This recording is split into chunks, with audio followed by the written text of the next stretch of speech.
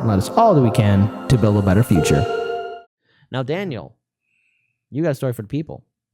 What's going on? Yeah, goes to this point we're making. CNN does another small little video where they're like, I don't get why progressives aren't calling out Biden. Even we think they should have by now. Where's the backbone? Even we thought they had something of a backbone. And we follow the Democratic Party. Let's check out this video. How long is the fuse of progressives? Both up on Capitol Hill, but also on the president's staff. Also on the president's staff in the White House who say, I get it, Mr. President, you want to talk to the Republicans. It's just you make that point that they spoke this morning. Listen to the president before heading to Ohio. He says, we can keep talking.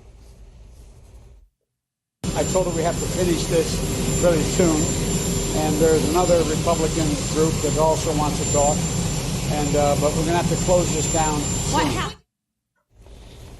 This is my old joke about Washington math, that more can sometimes mean less. You have the Shelley Moore Capito proposal. You have another group of Republicans, and Joe Manchin, is a Democrat, is working with them. So you have more bipartisanship, which often means it is less likely you will get a final product because everybody has their little fiefdom. That's exactly right. I mean, what you have right now is progressives are waiting in the wings, and they're going to start getting impatient very, very soon if these talks drag out any further. And I think one thing to keep in mind about all of this is that everyone assumes that if Biden can't get a bipartisan agreement, he will turn to Democrats and they will quickly move a reconciliation bill, a bill that can pass with just 51 Democratic votes in the Senate. And I think that is an assumption that we should not be making right now. It is going to take a lot of work to get someone like Manchin on board on the same bill that they have to get Bernie Sanders on board. And you should not assume that bipartisanship, if it dies, becomes just an easy Democratic bill. They're going to have a lot of work to do, and it's going to take a long time. So they're going to have to decide very quickly how much more time do they want to be spending on these bipartisan negotiations. But you don't want to walk away too soon because you don't want to move to a Democratic bill and then get stuck with nothing. You have to prove to Manchin, Sinema, maybe a couple others, that you gave it your best effort. Is that the idea here? Exactly. Okay. All righty then. So, again, this is this whole idea of, man, we just keep holding our powder dry, and we keep holding our powder dry, and then if we keep holding our powder dry, eventually we'll have enough to use, because we don't ever want to be in a situation where we have to use 10% of this stored powder to do something. And I don't get why they don't understand that if they do stuff properly, people will stand with them, people will support them. If the Democrats every single day are screaming, we want to give you, the American people, something, and Joe Manchin is stopping us, what's the worst he's going to do? Keep doing what he's doing? Change party and be the Republican that he's always acted as?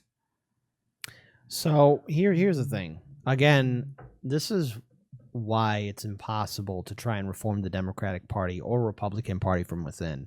The idea that you can, they're already deep-seated. They're already corrupt to the core. Now, is the Democratic Party nothing but a paper tiger? Absolutely. But because they're able to really put down this pressure to progressives, like, oh, well, you need us because you can't do it on your own. This is evidence to me showing that there is nothing that can be done within the Democratic Party. We got to look at alternatives. We have to look at new parties. I still wish that people had the conviction to go into that party and just nuke it from the inside. Well, the thing is, like, okay, we have 50. Okay, let's acknowledge the force to vote and the 15 congressmen and women that are on the force to vote petition together. I think you and I can agree. Those 15 congressmen and women who are on the force to vote petition are a large progressive voting bloc. They have power. Yeah. But I don't think they have the mindset to form any kind of real coalition because they're afraid how corporate media is going to smear them. And none of those progressives will show up on TYT or any other platform because guess what? Now they're on the cover of Vogue and Vanity Fair, and they got that wonderful congressional benefits. I think, you know, they came in with the hype. Would they also get congressional benefits if they won from a third party? You know, that's a very good question. If that's really a differentiating feature, then why are we even asking for the differentiation between third parties and that is a damn good question, because the thing is, you know, probably AOC and the rest of them got like their marching orders from the Democratic establishment, like, okay, you came in, you are these 15 congressmen and women who are progressives, but you're gonna have to play ball with us. And that's why I'm like, even when we have candidates who are running as Democrats who are progressive, I always ask them the same question, like, okay, what happens if you get that knock at the door and it's Nancy with her ice cream melting in her hand saying, you gotta play ball with us?